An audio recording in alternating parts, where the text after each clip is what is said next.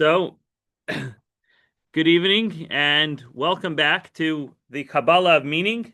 Tonight is lesson two, which I will say that tonight's lesson, if truly applied, and the point of this whole idea of the Kabbalah of Meaning is not just to understand the meaning of Kabbalah, but actually, as I was explaining to somebody earlier, it's the meaning is the noun, Kabbalah is the adjective. We're trying to make our lives meaningful through the lens of Kabbalah. So to just study the ideas and leave it out there in the mystical world is no use. The use is to make our own lives meaningful. And I think that tonight's lesson actually, if internalized and translated into our own lives, will actually transform our lives and elevate our lives exponentially. So, with that in mind, I'm very excited to be teaching this. And the catchphrase for tonight's lesson is to make or not to make meaning. That is the question. So, a little borrowed phrase over there. But we're going to start off with a little exercise, and I encourage you to give me your thoughts on the following two images, the one on the right and the one on the left. If you can tell me what is the function of these two images, please, please do say. One looks like it's designed to punch the one on the right. Okay. It's obviously a lever, Okay. and it looks like it's designed to create indentations in something. So it's Okay, some now sort of whether hole puncher. what Okay. Uh, uh, it what, what okay, it what could be a hole. evidence are you Yeah, basing that on? the way that it looks, Okay. that you've got a sharp point. Mm-hmm. The cylinder comes to a point. Okay, so what's the motivation for having that? So Okay. it could make an impression or pierce a material. Mm-hmm. Okay, and then you've got the way the handles are. It's designed where leverage would be needed. Now, not too much leverage is needed in punching a hole in paper. Right. Okay, but because the way that that's designed, the levers that a certain amount of strength may be needed. So I'm thinking that the material, whatever it's punching, whatever it's indentating or punching through, Mm-hmm. uh, has greater uh, solidity than Greater paper. thickness than a piece of paper. Okay, Well, fair enough. I use the word solidity. Okay. So Okay, it's or let's basically say like kind of like two things that you'd have to squeeze together, almost like scissors, but obviously it's something creating a hole. Okay. I could put it in even a better way, Rabbi. Whatever it's indentating or punching through has greater density than paper. Fair enough. Let's hear from Okay. somebody else. Martha, do you have any insight on what any of these items or devices might serve as? Wait, I had to unmute. Um, well, I'm picturing it as it operates like a hole punch, but that little Mhm. sort of spoon area down below Uh-huh. is of a size where there's something small goes in there. I guessed a nutcracker.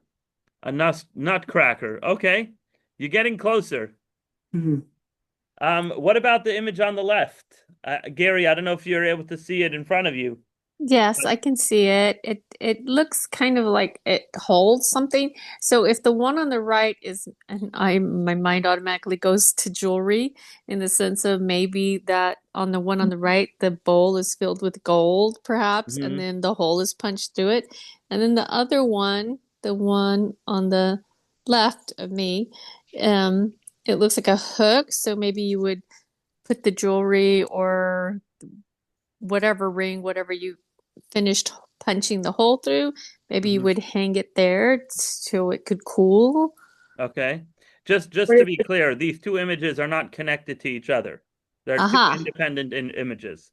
Or you could rotate it a quarter to the right, and put it on your bathroom door to hang a towel on.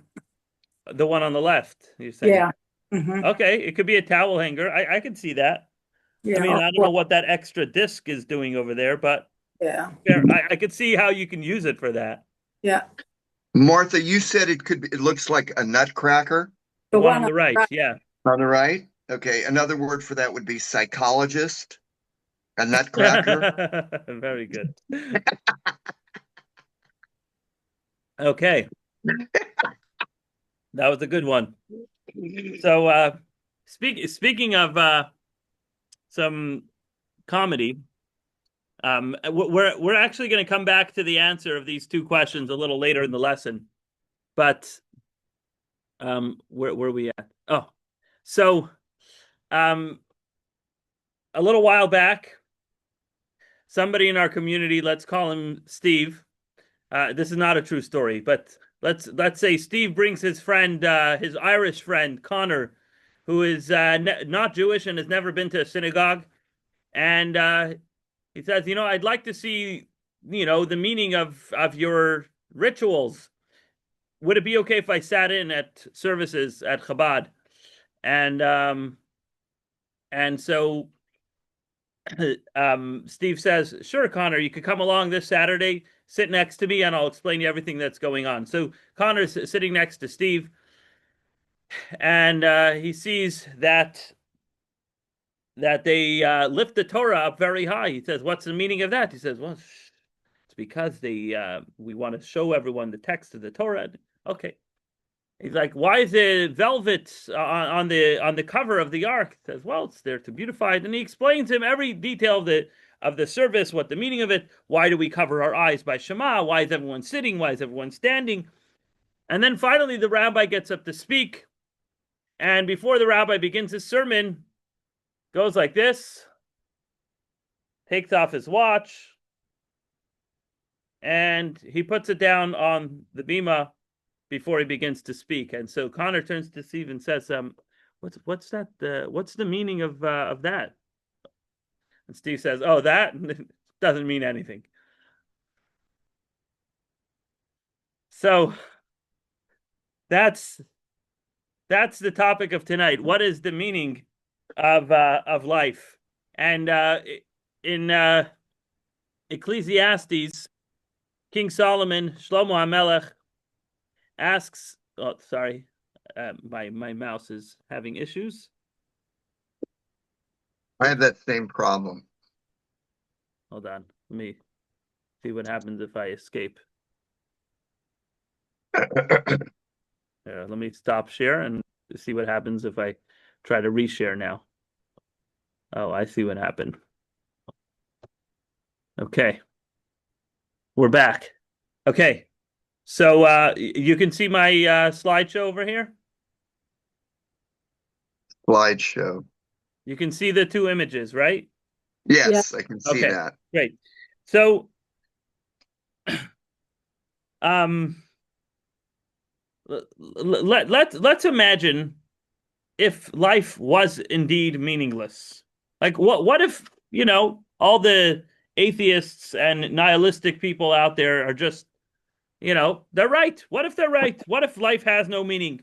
What if the saying of YOLO, you only live once, or, you got to check things off the bucket list. What if that was true? Right? What would that lead you to? That the natural conclusion of you only live once, or you got to complete things on the bucket list, is that nothing is really too important, and so you may as well enjoy life while you're here. And the truth is, King Solomon writes about that.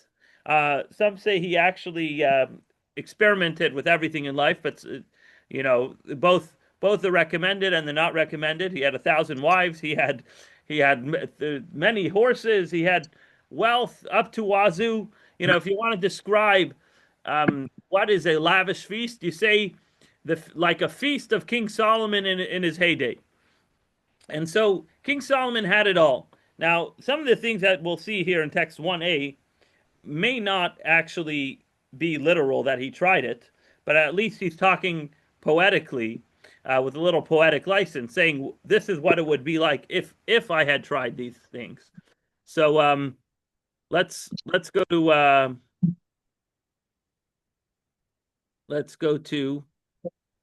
are we at? To Mike. Yes. If you can read for us from text 1A on page 38 in your book. 1A on 38. Yeah, I got the book today. Page 38. Right. Do you know I left it on the roof of the car for 2 hours Okay, when look we at were at that. the And a beach? miracle happened and it survived. Nobody touched it. It was on the roof of the car for 2 hours Look in at that. Seal Beach. In Seal Beach. Okay, what page? 38. 38. Is that right after 37? Okay, That would 38. be And my you want? estimation. Okay. Higher mathematics. All right. And you want me to read Ecclesiastics? Exactly. Okay. Biblical book written by King Solomon, Ecclesiastic. No, not that. Not that. That's just a Underneath? sidebar. I Or amassed great underneath? wealth. Huh? Oh, I amassed great wealth. I built homes, planted vineyards. I designed gardens and orchards filled with every kind of fruit tree. I made reservoirs of water, entire groves of trees. I acquired male and female servants, right? Equal opportunity employer, There you go. equal opportunity employer, and had more cattle, herds, and flocks than anyone before me in Jerusalem. I piled up silver and gold and the treasures of kings and provinces. I brought in male and female singers, again, equal opportunity employer, right? And every luxury people could desire, chests and chests of it. I became wealthier than anyone who came before me in Jerusalem, and I still had my wisdom. I didn't hold back from anything my eyes wanted. I didn't deny myself any pleasure. I took joy in everything I achieved, but in the end, that joy was still all I really got from it. Then I looked back at all I had worked for, everything I had built and gained, and it was all pointless, just chasing the wind, nothing truly lasting under the sun. Oh, wow. So this is a very interesting observation he's making, that he had it all, and yet it feels all pointless. And this is what some would describe as the hedonic treadmill, which is described as a surge of satisfaction that you feel when you reach material success, like when you buy your dream house or a new car, or you get a promotion at work, but it doesn't last. That new car, at some point, it runs out of excitement, or you run out of excitement over the new car. Why? Because it's not new anymore, right? Let's say you finally amassed enough wealth that you can buy your dream, souped out BMW, because that's what you've always wanted. And now you got your BMW. A month later, the conversation moves on. For the first month, you're telling everybody about your BMW, your BMW, your BMW. Great. And then what? It's not exciting anymore. So happiness boosted by material success is not permanent. We quickly adapt and return to baseline. In Yiddish, there's a saying my wife's grandmother used to say, "Zu gits wird man gering eingewohnt." To good things, we become very easily accustomed. The Talmud says somebody who has 100 wants 200. You have 200, you want 400. Why? Because it's not exciting anymore. That happiness that you experienced when you achieved material success quickly runs out. And so King Solomon, having realized that nothing is achieved by all this material success, and as he says, it's just like chasing the wind and there's nothing new under the sun, he's like, well, let me turn to a different type of pleasure. Let me turn to the pleasure of wisdom. And here's his next experiment. Martha, you want to read text 1b? Sure. Solomon's experiment. I turned my thoughts to understanding wisdom and also madness and foolishness. I saw that wisdom is better than foolishness, just as light is better than darkness. What a breakthrough. A wise person sees where they are going, but a fool stumbles in the dark. But I also realized that the same fate awaits them both. So I thought, if I'll just end up like the fool, what's the point of being wise? And I saw that this too is meaningless, because neither the wise nor the foolish are remembered for long. In time, both are forgotten, and in the end, the wise person dies just like the fool. That made me hate life. Everything happening under the sun seemed so pointless, just chasing the wind. Oy vey. So even wisdom, which there's certainly wisdom is better than foolishness, no doubt, and certainly he achieved great wisdom, but he still felt empty. And just to give you a little idea of King Solomon's accomplishments in life, so I believe this is a typo. I think it's 836 BCE to 797 BCE. That's when he was king. And here are some of his many accomplishments. He brought unprecedented peace to the land of Israel. Unlike, if you go through the chronicles of the Tanakh of our history, you'll see that there was a split in the kingdom of the Jewish people. There was a kingdom of the north called the kingdom of Israel, and the kingdom of the south, which was the kingdom of Judah, which is modern day Judea. And these two kingdoms were at odds. But in the times of King Solomon, not only was there peace among the Jewish people, but there were no wars. He never had to lift his sword in military. But he did fortify the infrastructure, the trade, and military of the land of Israel. It was almost like peace through strength, where I have a big military, but I don't have to use it. Now, a lot of that was thanks to his great father, King David, who set up that military, not just the infrastructure, but he fought the wars. He actually fought a lot of very righteous and just wars, but nonetheless, he fought wars. And King Solomon didn't have to fight any wars. He had peace. And he also spent his time composing thousands of proverbs and songs. And he constructed, and perhaps this is his greatest accomplishment, is that he constructed the first holy temple. So that's quite a resume that King Solomon has for himself. Now, just to sprinkle in a little bit of Kabbalistic insight, it says that during the time of King Solomon, it was Kaima Sihara Ba'ashlamusa, which in Aramaic, which is the language of the Zohar, it means that the moon was fully complete. Now, what's this a reference to? It means the Jewish people were in a state of completion. You see, the Jewish people are compared to the moon in many ways. One of the key ways that the Jews are compared to the moon is that the moon waxes and wanes. And so too, the Jews have periods of success, of prosperity, of good reigning throughout the land. And then there's times of waning where we're under persecution and difficulty and hardship. And so in the time of King Solomon, it was complete. The Jewish people were complete. They had it all. Everything was going well for them, both materially as well as spiritually. They had the holy temple that they worshipped in every day.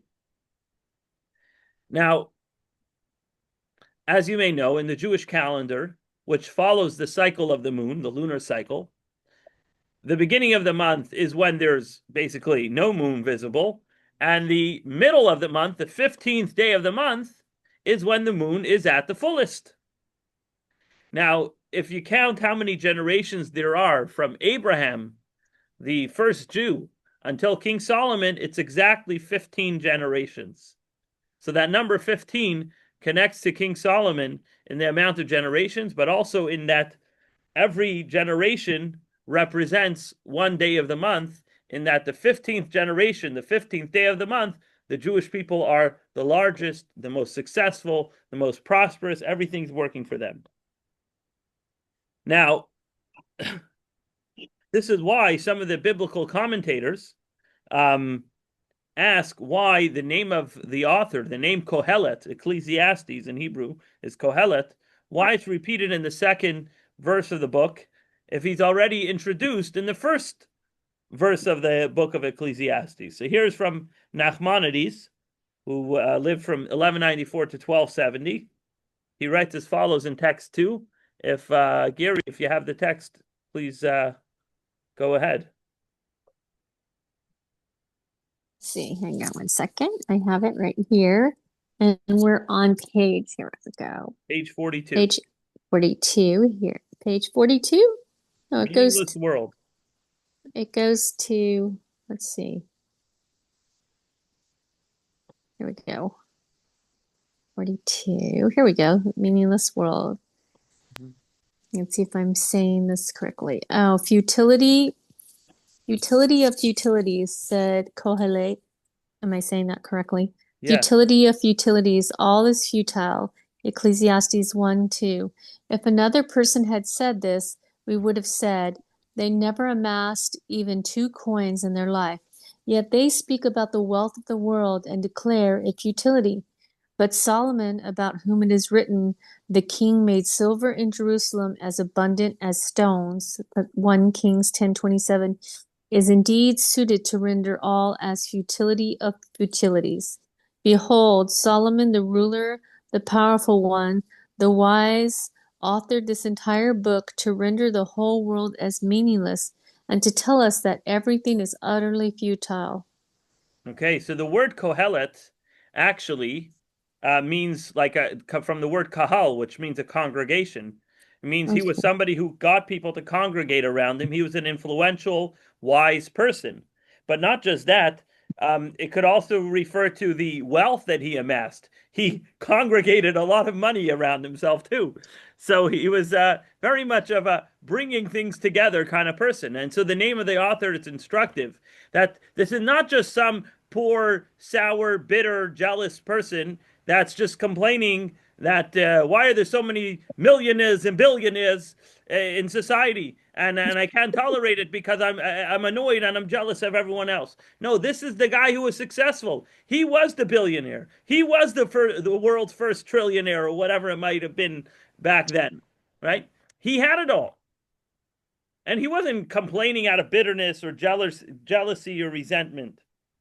But he was wealthy himself, and he's asking, what's the point of it? Now, to be fair, it's not like he was wasting his time with all his wealth. He built the Holy Temple. Let's go back to our slide. He built the Holy Temple. He fortified the land of Israel. He's writing deep ideas of wisdom and sharing it with the world. So he already accomplished what we discussed in last week's lesson about learning from the tree to be a growing person, to be productive, to be giving, to have relationships. I mean, mind you, he had 1,000 wives. I don't know how he managed that, but whatever the case may be, maybe that's not the kind of relationships we should all pursue. But the idea is he was very, very successful. And everything we discussed in last week's lesson, by and large, you can say that he figured it out. He studied Torah. He understood the meaning of life. But yet, something was missing. And our question is, what was he missing? What was King Solomon feeling like he was missing? So just to illustrate this idea that somebody can be successful and have it all, and yet still ponder the meaning of life. So to bring this a little more modern, I'm sure you've heard of Leo Tolstoy, a Russian Orthodox philosopher, a novelist who also struggled with similar questions. And he wrote in his book called A Confession. He wrote this in 1882, which is only a couple of generations after Gogol, who was a generation after Pushkin, who was a couple of hundred years after Shakespeare, who was just around the same time as Molière, another French philosopher. great famous people, and he wondered why he's not like them, and he was wondering the meaning of life. So let's see text 3. It says, 5 years ago, something very strange began to happen to me. At first, I experienced moments of perplexity and arrest of life, as though I did not know what to do or how to live, and I felt lost and became dejected. But this passed, and I went on living as before. Then these moments of perplexity began to recur oftener, and always in the same form. They were always expressed by the questions, what's it for? What does it lead to? I understood that it was no casual disposition, but something very important. And if these questions constantly repeated themselves, they would have to be answered. And I tried to answer them. The questions seemed such stupid, simple, childish questions. But as soon as I touched them and tried to solve them, I at once became convinced, number one, that they are not childish and stupid, but the most important and profound life questions. And secondly, that, try as I would, I could not solve them. Before occupying myself with my Samara estate, that's a region in Russia, the education of my son, or the writing of a book, I had to know why I was doing it. As long as I did not know why, I could do nothing and could not live. Amid the thoughts of estate management, which greatly occupied me at the time, the question would suddenly occur to me, well, you have 6,000 desiatinas, 6,000 desiatinas. A desiatina is a certain measurement of land. It's basically the equivalent of 2.7 acres. So go figure, the guy had probably 17,000 acres of land in Samara government with 300 horses. And what next? And I was quite disconcerted and did not know what to think.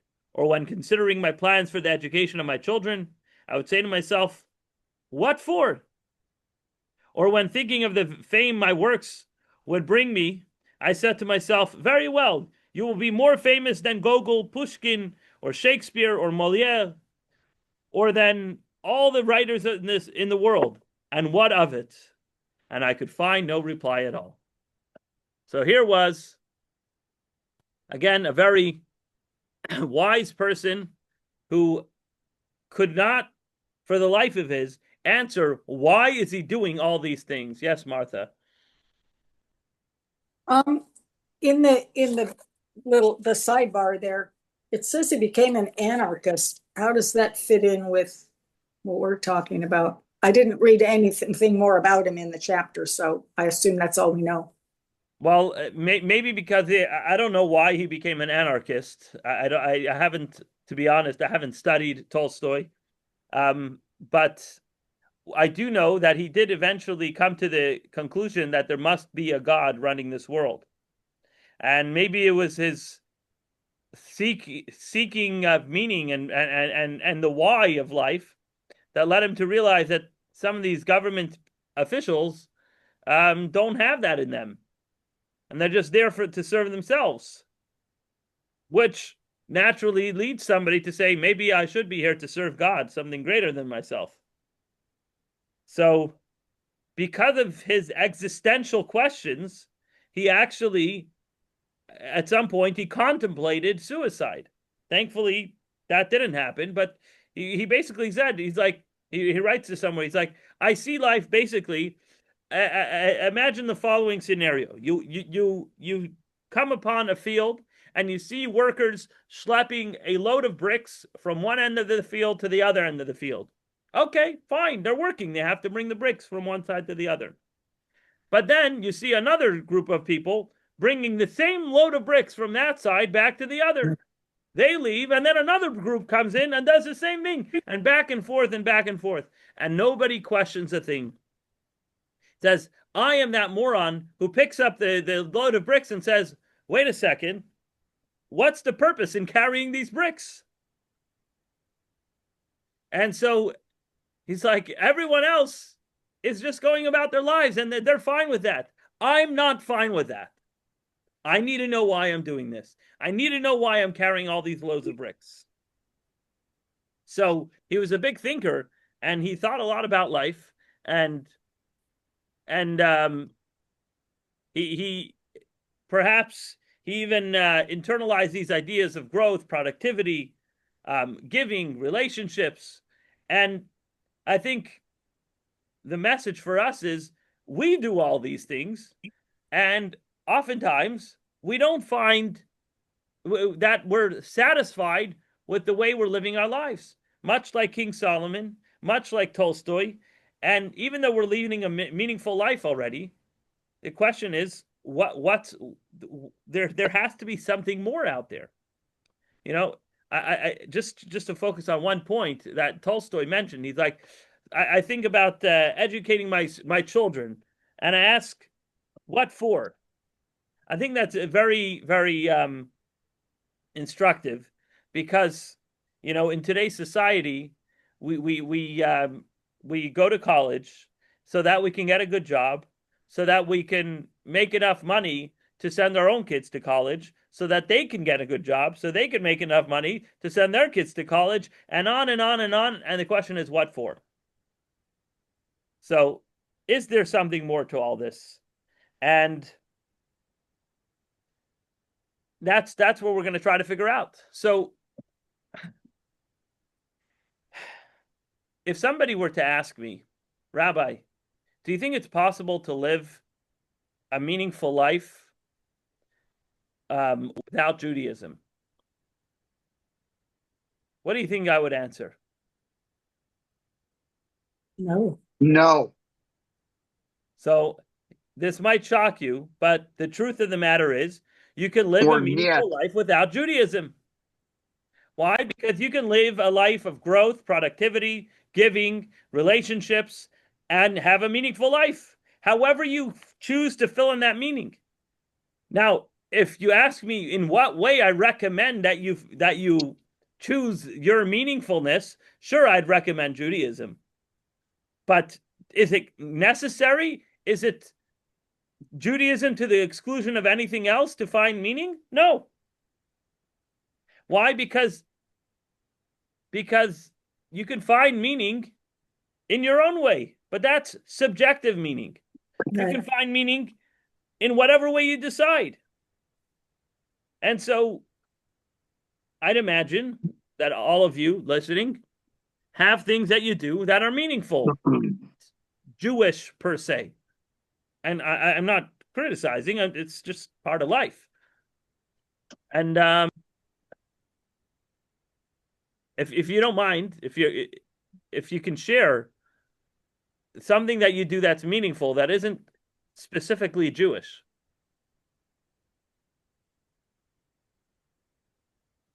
You could share it in the chat if you don't want to.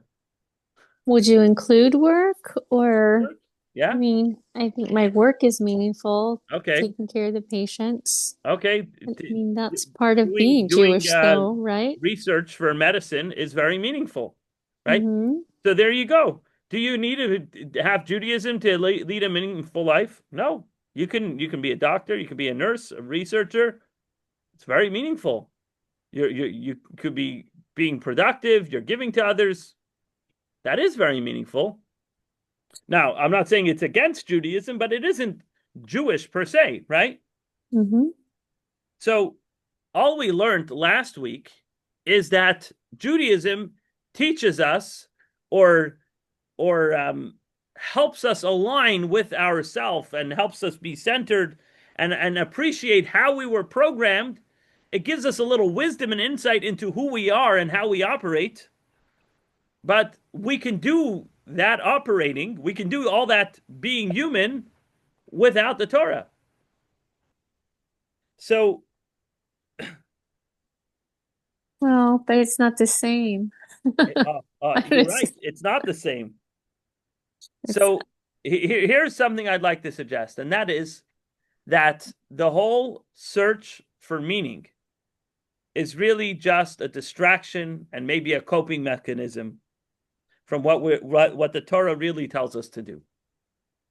So if you came to understand the meaning of life, if you're a man searching for meaning, to borrow a phrase from Viktor Frankl, you're wasting your time. And nothing against Viktor Frankl. He was living through the Holocaust. He was trying to survive. And the way he got through it And that's why I'm saying it's a coping mechanism. The way he got through it was finding meaning in life. Now, I'm going to suggest that there's something deeper. And we'll see that in the story of Purim. The Purim story circulates around the era of 350 BCE, in the times of the Persian king Achashverosh, who ruled over the entire world. And he killed his first wife because he ordered her to come to his palace wearing the royal crown. That was his instructions. In other words, wear the royal crown and nothing else.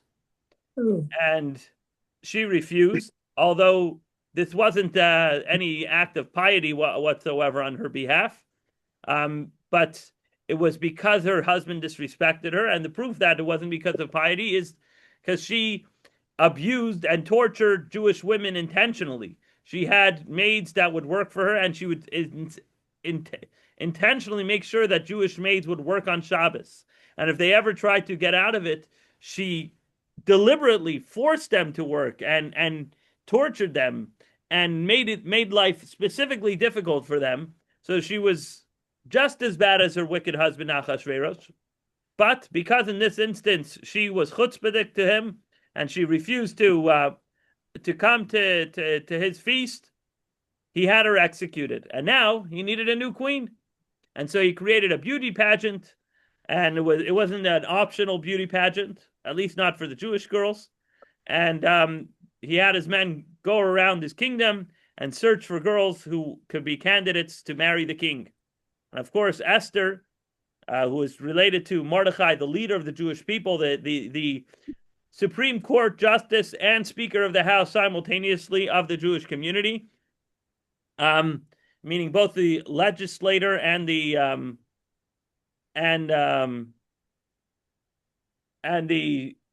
jurist. But he was the leader of the Jewish people, so he tells his cousin Esther that although you're being taken to the king's palace against your choice, I have a piece of advice for you, and that is don't tell anybody that you're Jewish until further notice. As the story goes, after several years, Haman, one of the king's advisors, rises to power, and he achieves second to the king status, and he approaches the king and says, how about we murder all the Jews? Because, why not, right? And the king's like, yeah, why not? And that was pretty much his reaction. It's like, in fact, you don't have to bribe me. You don't need to pay me anything. Let's do it. Well, was it why not? Or was it Haman coming to him and him, the king, wanting to do Haman a favor? Or did he have some? As the historical account is, yes, Haman was the one who initiated the decree, but the king willingly went ahead with it. Haman offered him 900 loaves or bars of silver, and the king said, "You can keep it. I'm happy to do the decree." Okay. So, absolutely, King Achashverosh was the second most evil person of his time. Oh no, I think it was. I mean, from reading, yes, purely evil, I'm sure. But I thought that Haman was the initiator of wanting to, because he was offended by Mordecai. Yes, he was offended by Mordecai. All that is true. I'm kind of summarizing the story, but here's the part I wanted to get to. Mordecai becomes aware of the edict of the destruction of the Jewish people, and he sends a message to be conveyed to Esther in the palace. And Mike, if you want to read for us here on page 46, you can read for us Mordecai's message. 46.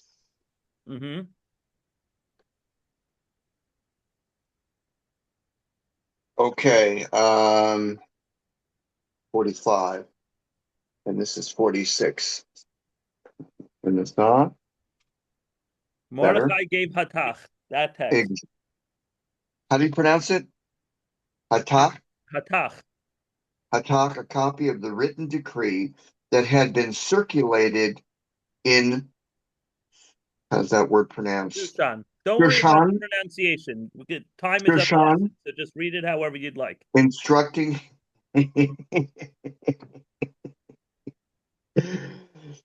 instructing him to show it to Esther and to urge her to go before the king to plead with him and beg for the lives of her people. Hathach went and delivered Mordecai's message to Esther. Esther then said to Hathach and instructed him to relay her words to Mordecai. All the king's servants and the people of the king's provinces know that anyone, man or woman, who enters the king's inner court without being summoned is subject to death unless the king extends his golden scepter. It's pronounced scepter, isn't it? Yep. Yeah. Scepter, granting permission to live. And I have not summoned to the king in 30 days. Esther's message was conveyed to Mordecai.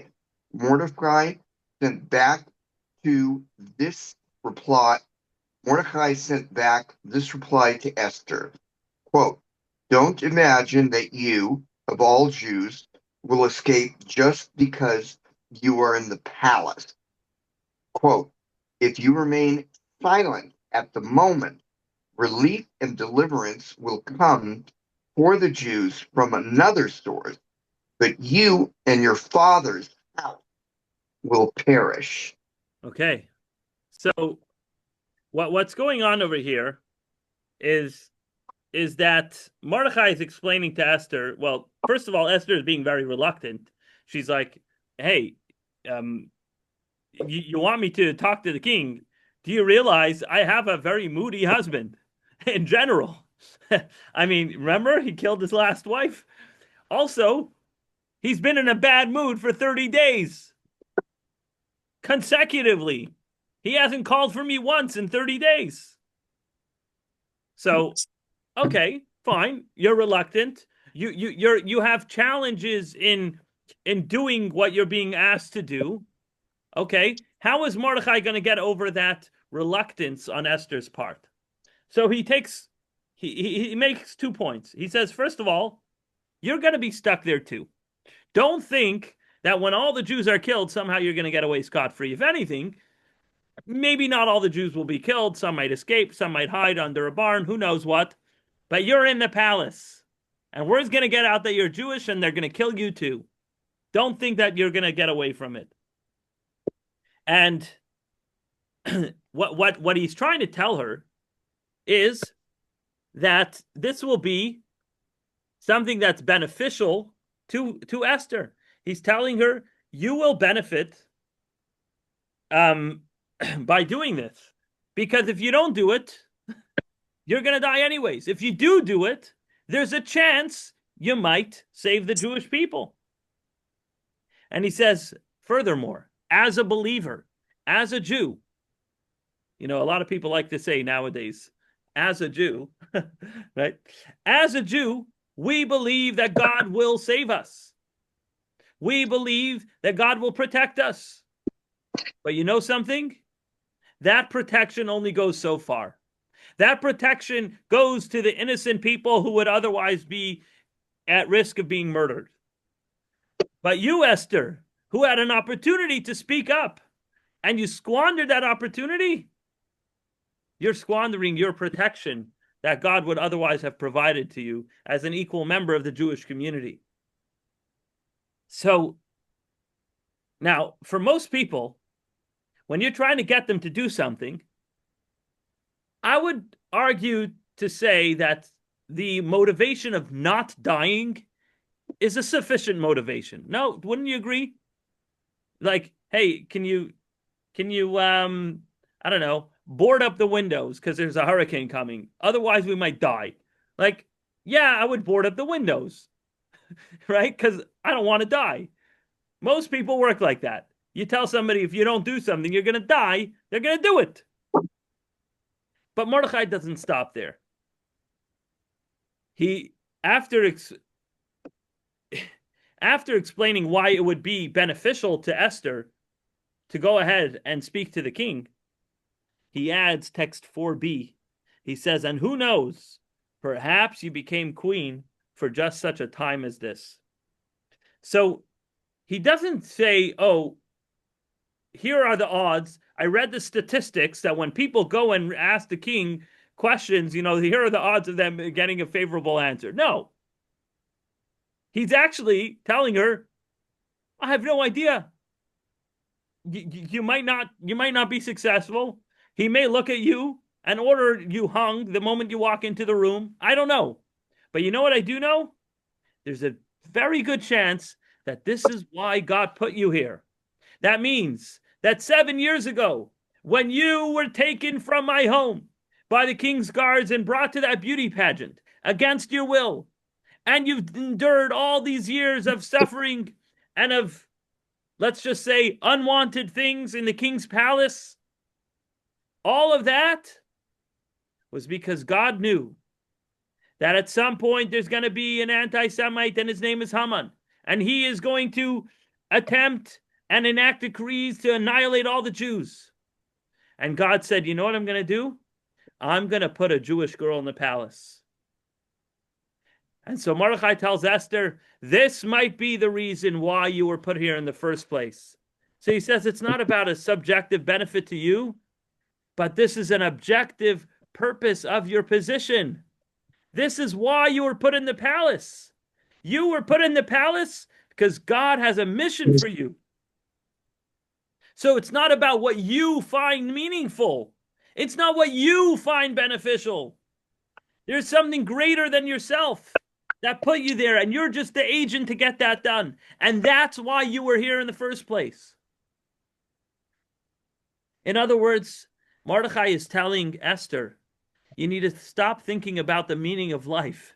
You need to stop thinking about what can I do while I'm here? What strategies might I take, to achieve meaningfulness while I'm in this place that I never wanted to be? But I have to discover my purpose. And now Mordechai, the greatest sage of the Jewish people at his time, is telling me this might be it. This might be my calling. So in the first argument, he's saying it's meaningful to do this, right? You can save the Jews. That would be a very meaningful thing to do. I don't know what the odds are, but even just trying to save the Jews is meaningful. But now he says something else. He says, mi idea, who knows? Maybe this is why you became queen in the first place. And so he's telling her, focus on your purpose. And this could very well be your purpose. And so how does Esther respond? Martha, if you want to read for us text 4c on page 47. Right. Esther said to reply to Mordecai, go gather all the Jews who are found in Shushan and fast for me. Do not eat and do not drink for 3 days, night and day. I too, along with my maidens, will fast likewise. And then I will go to the king, though it is against the law. And if I perish, I perish. Wow. So this is not somebody who's making a cost-benefit analysis. This is not somebody who's looking for meaning in life and saying, how can I feel good about my life? After all, she's ready to even die for the cause, right? And why is that? Because she finally discovered her purpose. She's like, aha, this is why I'm here. Now I understand why I was put here all this time.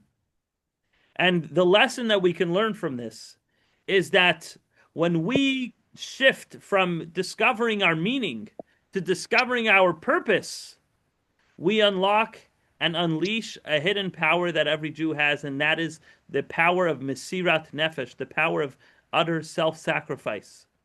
Because we know this is what we have to do. There's no other option.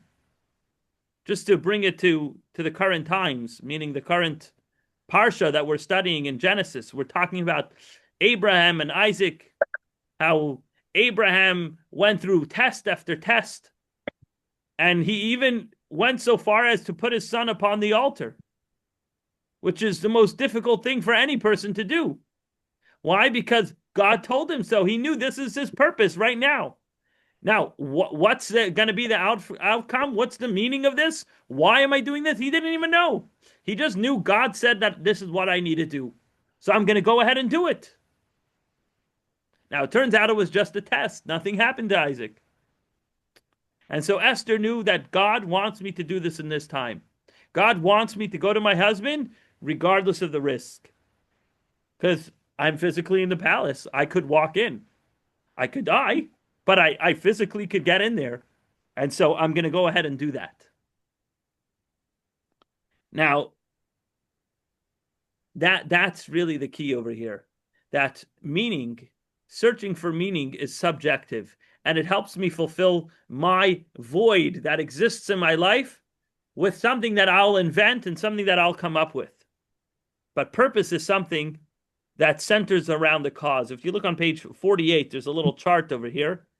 And the point is like this. Meaning begins with the person. Notice how the chart is person and then meaning. What does that mean? That means I exist. I happen to exist. Let me live a meaningful life. Let me add meaning to the pre-existing thing called me. Now, what's purpose? Purpose is there is a purpose. And there is something that has to happen. And in order for that something, the objective greater than me, something to happen, I have been brought in here, right? So meaning might be, we're coming up to Thanksgiving and Hanukkah. My children, thank God, are in preschool.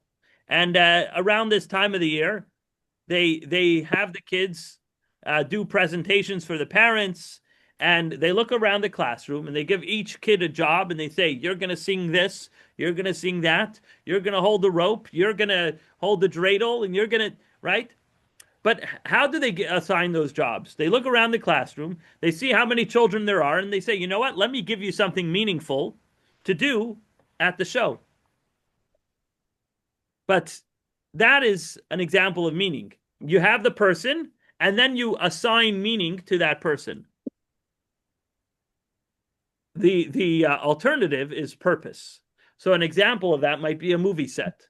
You have somebody who spent time writing a script, selling the script to a movie production company, and now that they have the script and they have the vision of what they want to do, they call in talent. They invite talent to apply for a position to be an actor and to fill a certain role in that movie set, in that greater plan that they're trying to do.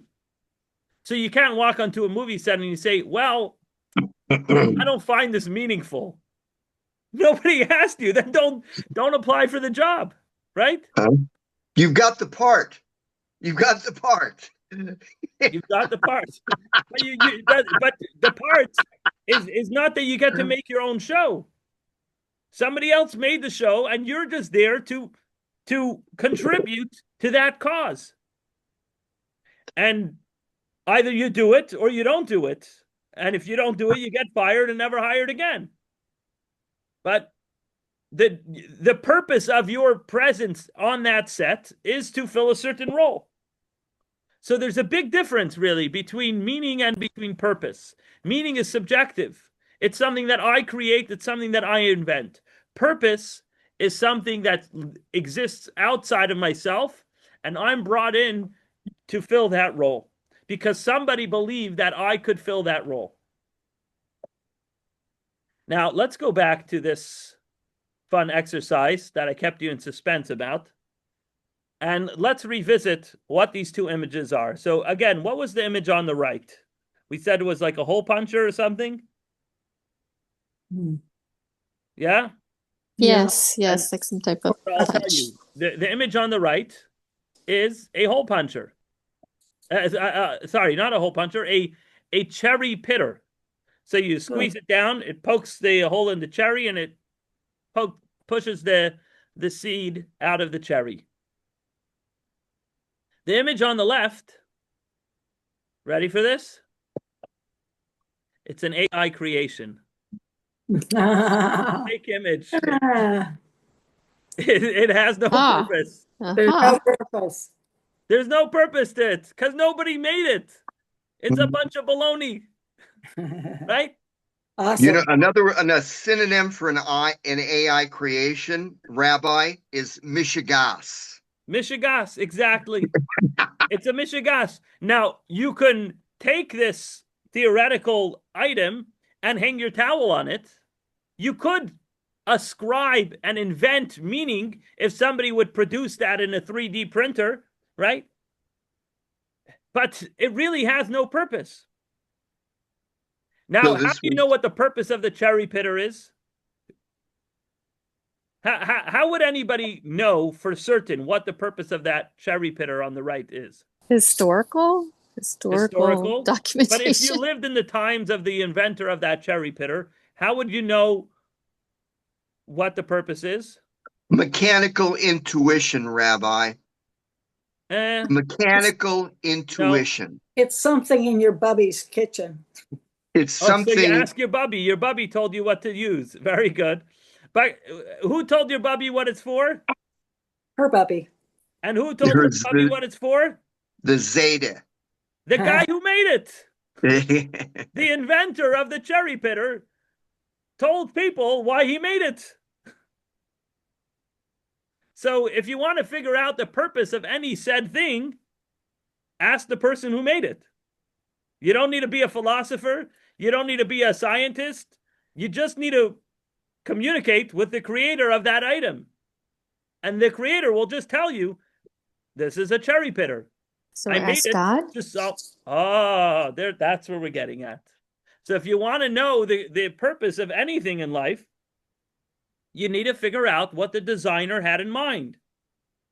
So you can use the cherry pitter to, I don't know, maybe put a little 1 ounce cup of whiskey that happens to have a fly in it, and you might be able to use it with a vacuum to pull the fly out of the cup of whiskey. It might work, I don't know, but that's not the purpose of it. There is an intended purpose for it. You can use it to punch holes in a paper, fine, but that's not the purpose. You're negating the purpose. So if you start using the cherry pitter like you're using the towel holder, which is the AI created image, you're negating its purpose. So the AI image is a mishigas. So do whatever you want. There's no meaning to it. Or you can assign meaning to it. You can invent meaning to it. But the cherry pitter has a purpose. Why? Because somebody made it and somebody assigned a purpose to it. And so this is where Judaism comes into the picture. And actually, today was the yahrzeit of Rabbi Lord Jonathan Sacks, the former chief rabbi of Great Britain. He passed away exactly 5 years ago. And this is what he says. Think about it. Every function that was once performed by religion can now be done by something else. In other words, if you want to explain the world, you don't need Genesis. You have science. If you want to control the world, you don't need prayer. You have technology. If you want to prosper, you don't necessarily seek God's blessing. You have the global economy. You want to control power, you no longer need prophets. You have liberal democracy and elections. If you're ill, you don't need a priest. You can go to a doctor. If you feel guilty, go to a rabbi. No, you don't have to confess. You can go to a psychotherapist instead.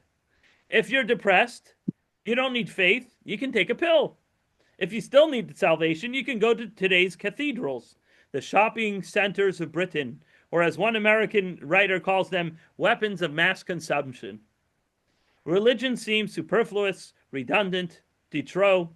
Why then does it survive? We'll soon get to the answer, but to summarize what Rabbi Lord Sacks is saying is, I can have meaning in my life. Go back to our slide over here. I can have meaning in my life without religion, right? But what religion tells us is that, let's see the next thing. My answer is simple. Religion survives because it answers 3 questions that every reflective person must ask. Who am I? Why am I here? And how then should I live? So religion tells me that there's a purpose. Religion tells me that everything was intentionally created.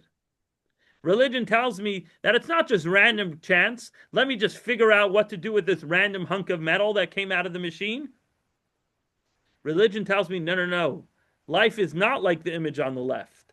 Life is like the image on the right. Somebody made it, and instead of guessing and using it as a hole puncher when there's lots of better hole punchers out there, figure out what it's for and use it for that intended purpose. So the question is there a purpose? Do I have a purpose? And obviously Judaism tells us absolutely yes.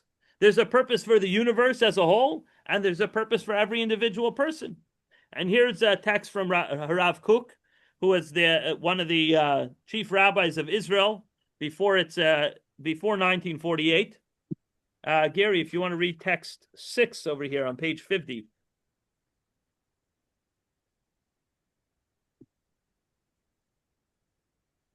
Hang on, let me get the. No problem.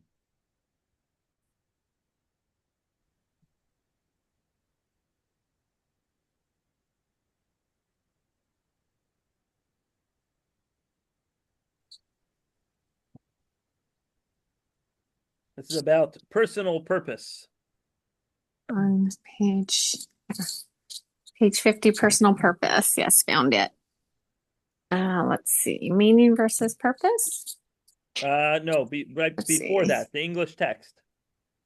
Here we go. Oh, before I was created, during all the limitless time that came before, there was nothing in the world that required me.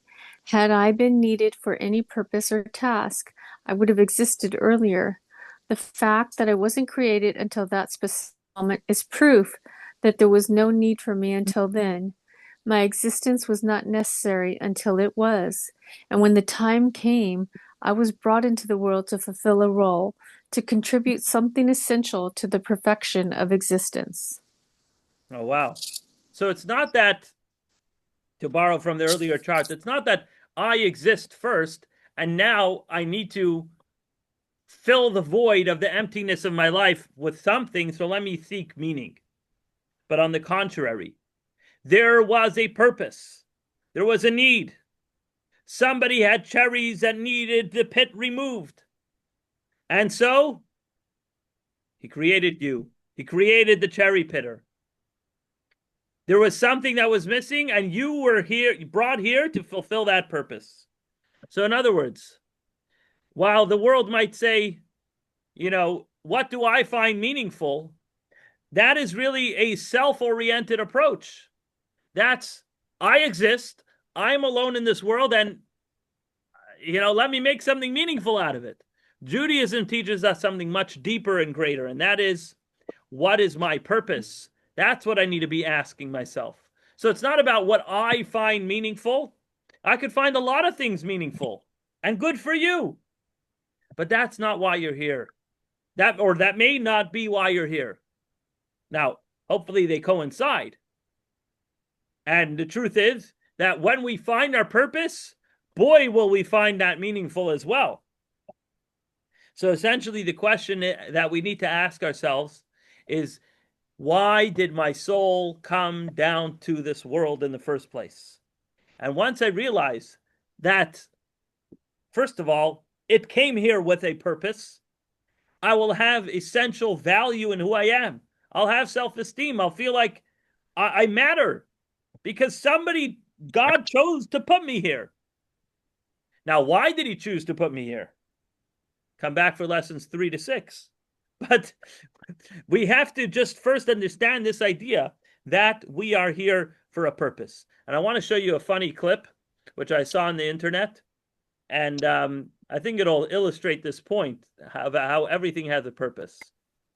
Sag mal, Papa, habe ich dich noch gar nicht gefragt. Wie kommst du denn eigentlich mit dem neuen iPad zurecht, Sorry. was wir dir zum Geburtstag geschenkt haben? Gut. Mit den ganzen Apps kommst du klar? Was denn für Apps? Geh mal bitte einen Schritt zur Seite. So.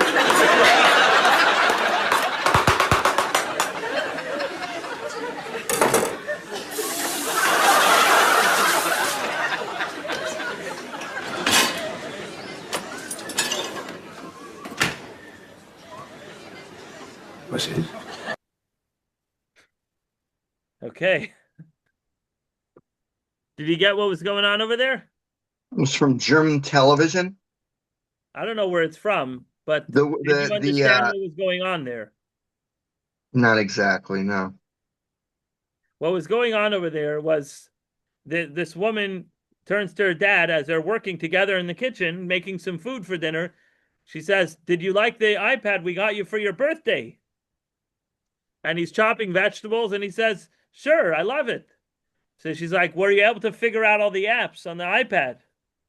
He said, "What apps?" And then he comes over to the pot and he empties out the vegetables that he just cut up on the beautiful Using it cutting as board. cutting board.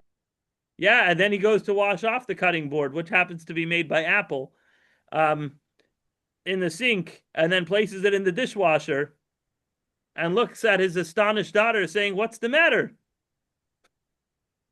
The I cutting really, the I iPad hope, cutting board works just fine.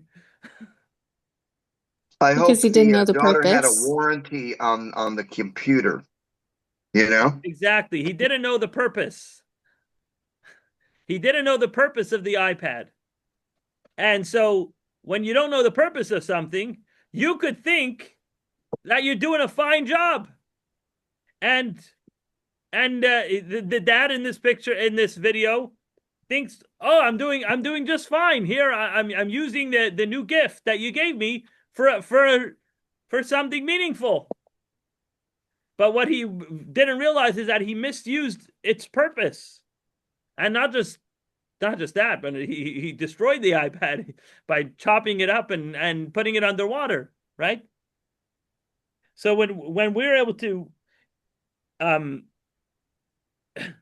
see the purpose in something, we're suddenly living on a higher level completely, right?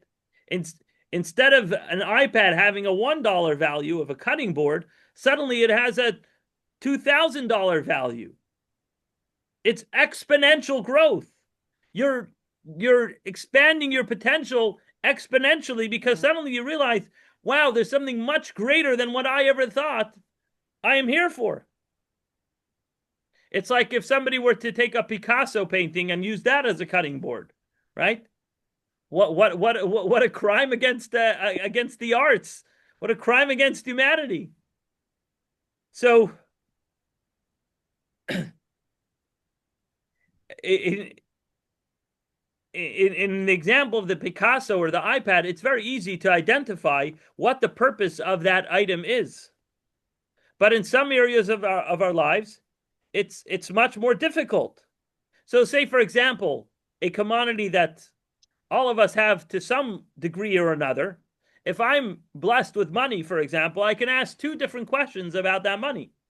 I can ask the meaning question. Let's go back to where's our slide over here? About the meaning and the purpose.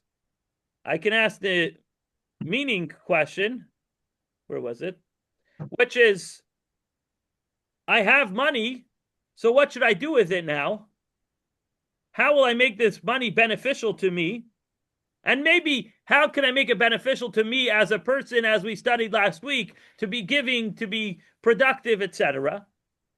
Or I can ask about the purpose of the money, which is, why was money given to me? You hear? That's a very big difference. So if you look on figure 2.2, meaning versus purpose, meaning begins with me. Purpose begins before me. That means the purpose is the reason why I'm here. And how do I determine success, whether I achieve my purpose? Not whether I feel good or feel that I did something meaningful, but ask the one who put me here. Did I achieve my purpose? It's determined by whether or not the need was filled. So if you're going to go onto a movie set to be a sharpshooter in the movie, and you get on there and you start doing a comedy routine, and you go off and you say, "No, how did I do?" They'll look at you and say, "Dude, you botched the whole thing. Nobody asked you to get up there and do a comedy routine. You had a purpose. Your purpose was to be the villain in the movie, and here you got up and did a comedy routine." So the success is determined by whether or not the need was filled. Did you do the thing you were set to do? The purpose that you were set out to do?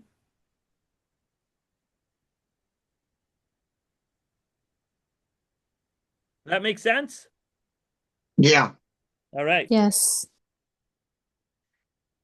And To who, I that's don't know, but it makes sense. okay. So this solves a lot of our self-esteem issues. Again, it should. If we think about it properly, we realize that I am important because I have a mission here that precedes my existence. Now, obviously, that can apply to every single second of my life. If I'm alive, I'm here because there's a purpose to that. How much time do we have left? Oh, okay. I'm gonna skip this story, but I want to share another story, and that is that when I discover my purpose, when I discover that I belong here, that I am meant to exist, that I have a purpose, then no matter what the circumstances are, I know that I have a purpose. No matter what changes in my life, whether I'm rich or poor, whether I'm healthy or I'm handicapped, I have a purpose in this world. So long as I'm here, I have a purpose. And it's illustrated beautifully with the story of Reb Mendel Futterfass. Reb Mendel Futterfass was a chassid, a Chabad chassid who lived in Russia during the height of communism, and he was imprisoned by Stalin after World War II, and he was sent off to the gulags. Now, who were his fellow compatriots in prison? They were the upper crust of society, the intellectuals, the professionals. And why were they imprisoned? Why? Because when you're the Soviet Union, you don't want too many smart people fighting against you. So if you get too smart, the government puts you in jail, which is a place for smart people in that kind of society. And so Reb Mendel Futterfass is hanging around these smart people, and they're all very, understandably so, but they're very depressed and downtrodden. But Reb Mendel, being the chassid that he is running around joyfully day in, day out. He's just living life in the gulags. And they asked him, I don't understand. What makes you tick? What keeps you going? How do you not feel so dejected and depressed as we are? And so he tells them like this. Listen to these wise words, but really words that underscore somebody who understood his purpose in life. And that is, Mendel told them, you are all dejected because your incarceration prevents you from materializing your life's goals. So I understand. You had a goal and you're being prevented from achieving that goal. But my goal in life is to serve God. And that's something that I can do wherever I am, even in prison. So you see, Reb Mendel understood one fundamental truth, that to be a servant of God, to be a servant of God means wherever I am, God has a purpose for me. And so if I'm in the gulags, I still need to pray 3 times a day because that's what God wants for me there. Now, if I'm in the gulags, I'm obviously not giving charity every day because all my money was taken away from me. And so that's okay. It also relates to another story with 2 other Hasidim. There were 2 brothers, Rabbi Elimelech and Rabbi Zusha, who were also in a prison cell, and being the only 2 Jews in the room, they were surrounded by a hostile environment, but they didn't let that deter them. But it came time to daven mincha, the afternoon prayers. And Reb Zusha wanted to do the afternoon prayers. The problem is that the outhouse was not out. It was in the room. And you're not allowed to pray in the presence of foul smell. And so Reb Zusha tells his brother how upset he is that he can't do the daily mincha, that he can't do the afternoon prayers. So his brother tells him, I want you to understand something. The same Jewish law, the same code of Jewish law that tells us that we have to pray the mincha every day, the same code of Jewish law tells us that if there is a foul smell such as there is in this room, you're not allowed to pray. So if we're free people and we can walk around, we could obviously go away from the foul smell. But because the door is locked and we're stuck in here, we have the first opportunity ever in our life to fulfill that paragraph, that law in the Code of Jewish Law, which says not to pray in a foul-smelling room. Until today, that paragraph was irrelevant. But now I get to fulfill the mitzvah of not praying in a foul-smelling room. And so if my purpose is to fulfill every word that God tells me to do, every law in the Code of Jewish Law, now is an opportunity to fulfill that purpose. And so they started dancing. The two of them, the two brothers, started dancing. Oh, we have an opportunity to do a mitzvah we never did in our lives. Mazel tov. And they're dancing, and before you know it, all the prisoners, they see a party, they figure they'll join the party, and all the prisoners in the cell began dancing around the room with Rabbi Elimelech and Rabbi Zusha. When the guards heard the commotion, they came into the room and they asked, "What's going on here?" And in the midst of the whole commotion, somebody pointed to the bucket in the corner of the room. And they said, "That's what they're excited about. Off with the bucket." And they ordered the bucket be removed from the room. And you can imagine the joy, the excitement that Rabbi Elimelech and Rabbi Zusha then felt, that they were not only able to celebrate the prohibition of davening mincha in that circumstance, but now they also get to daven mincha as a bonus on top of that. What's the moral of the story? The moral of the story is that when I find my purpose, then that is the ultimate. That is the ultimate fulfillment of meaning in life. You know, Mark Twain, allegedly, it's attributed to him. He said there are two most important days in your life: the day that you were born, and the day that you find out why. And to find out why you were born, you can't ask yourself. You need to ask someone outside of yourself. To find out why you were created, you have to find out from the Creator. And Jonathan Sacks, once again, brings a beautiful analogy here from the game of football, which in Britain is something that you actually play with your feet. We call it soccer. But Martha, you want to read for us text 8? On page 55. Sure. Yep, got it. Outside meaning. Take a game like football. Some hypothetical visitor from a land to which football has not yet penetrated wants to understand this strange ritual which excites so much passion.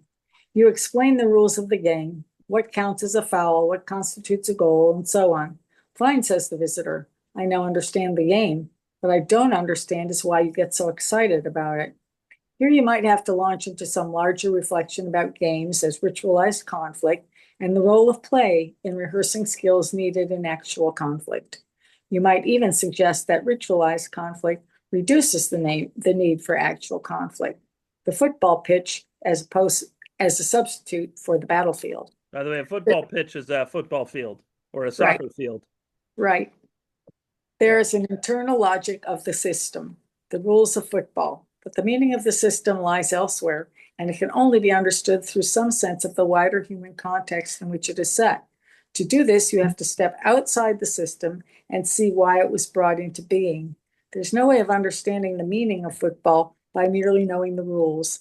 They tell you how to play the game, but not why people do so and why they invest in the passions they do. The internal workings of a system do not explain the place the system holds in human lives. The meaning of the system lies outside the system. Therefore, the meaning of the universe lies outside the universe.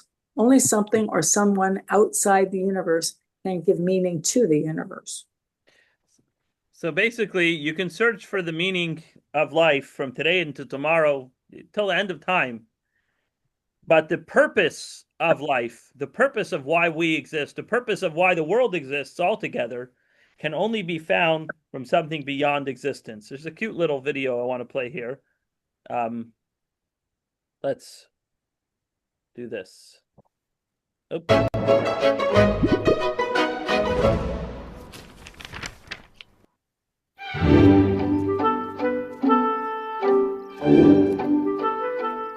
Hey, cow, what's the meaning of life? Here, have some. Thanks. I'll pass. Parrot, what's the meaning of life? What's the meaning of life? Oh. Yeah, that's not helping. Lion, what's the meaning of life? Life has meaning. Noted. Moving along. What's that circle? Take a guess. A sun? That's it? Wrong. Maybe a person? Nope. I know, a balloon. Nice, but no. If it's not a sun, a head, or a balloon, maybe it doesn't mean anything. It does, but it's in my mind. I made it for a purpose. You just have to ask me. Okay, I give up. What is it? A cake. A cake? You kept guessing the circle's meaning. Your answers were clever, but not what I intended. Life is the same. To know the truth, you must ask the one who made it.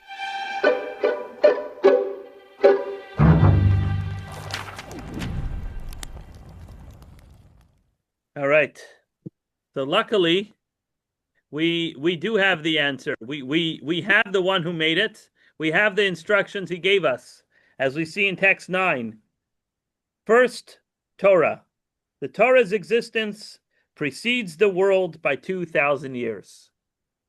So what does this mean? So to understand the meaning of this elusive medrash, according to the mystics, according to Kabbalah, time itself is a creation. So to tell me that that the Torah was created 2,000 years before the world, what do you mean? Time was created with the world. Let me turn to the Rebbe Rashab, who I'm named after. No, this is just a repeat. Sorry, I'm just trying to get past here. Hold on. There we go. So the Torah's existence preceded the world by 2,000 years.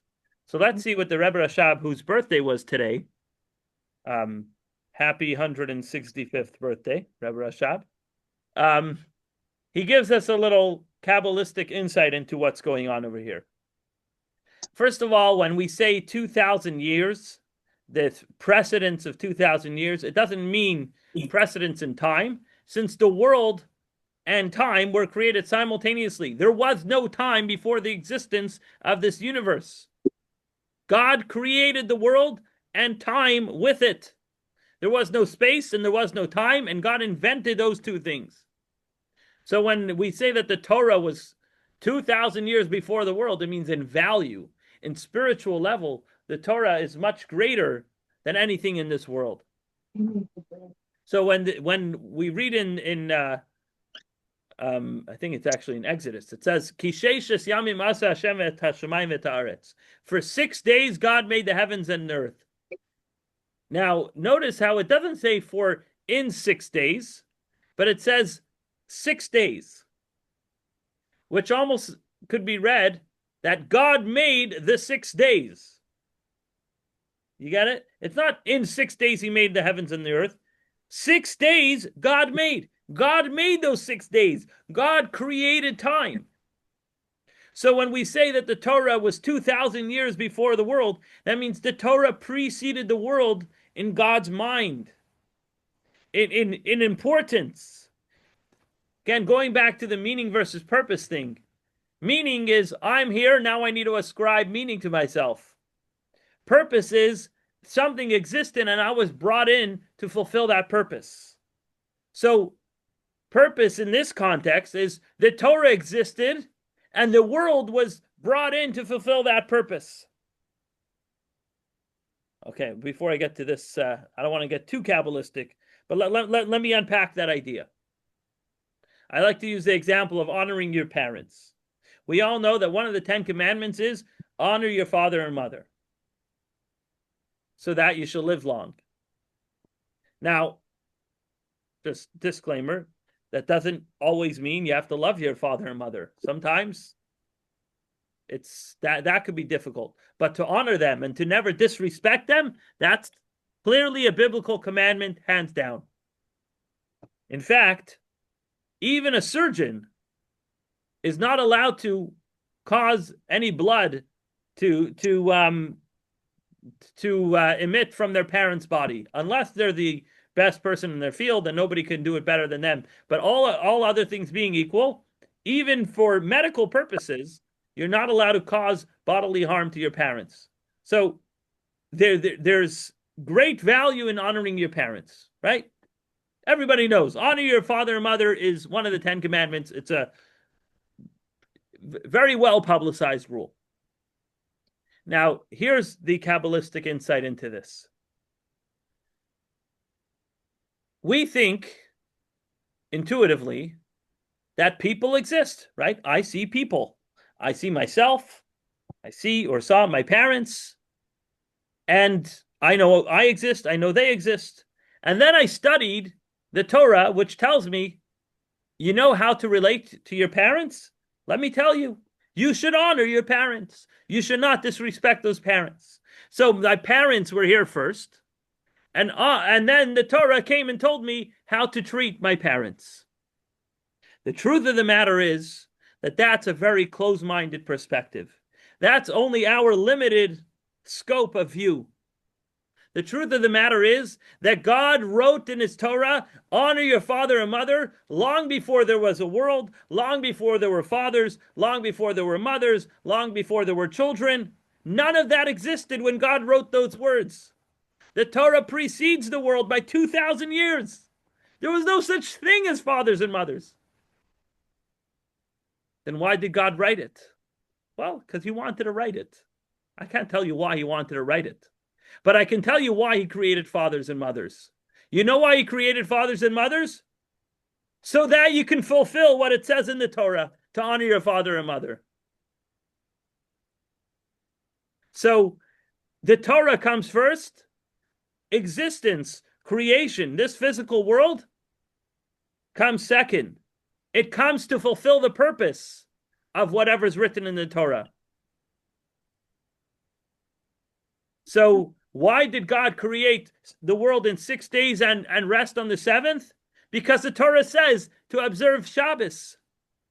So now let me create a unit of day called a day. I'm going to create 6 of those units in order that the 7th one can be observed as this Shabbos, which is a thing that already existed in the book, not in time and space, but it existed in God's book from 2,000 years conceptually earlier. You following? Does that make sense? Sort of. The Torah was first in God's mind. God envisioned all of these things long before he created them. He envisioned his purpose for the world, which is that I want to take spirituality and infuse it into something that is contra-spiritual, non-spiritual, into this physical world. And how do I do that? Use this lever and squeeze the pit out of the cherry.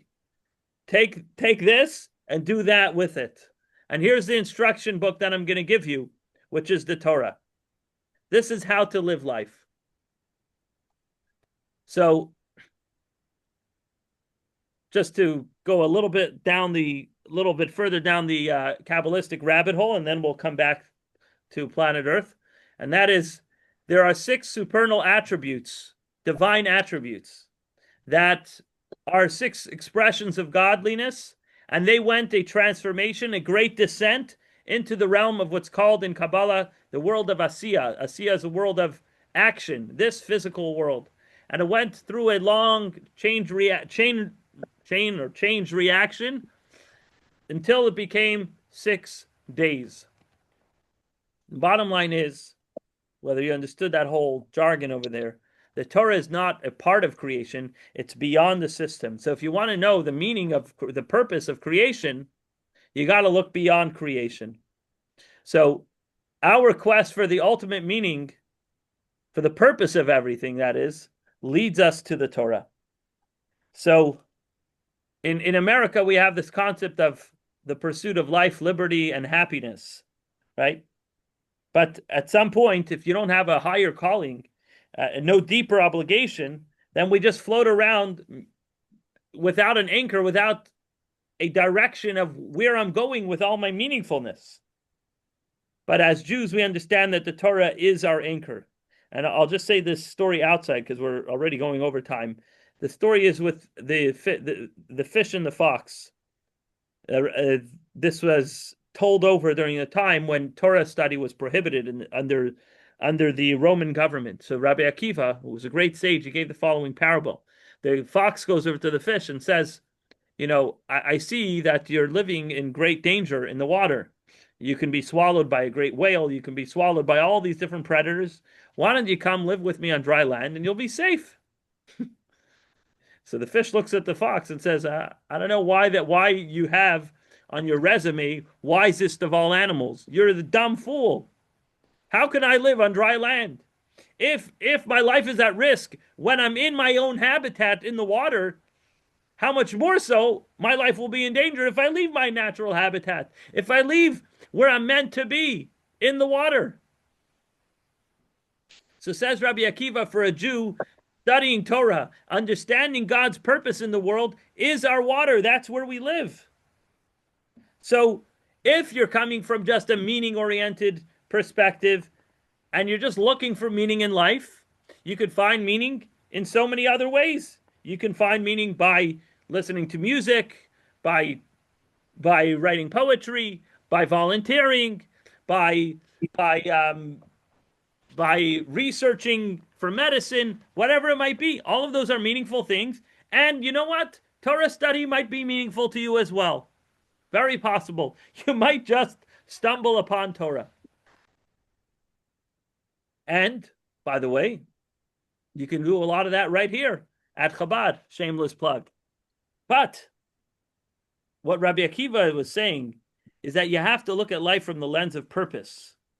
And if you understand that the Torah is revealing your purpose of why you were created, skipping ahead over here.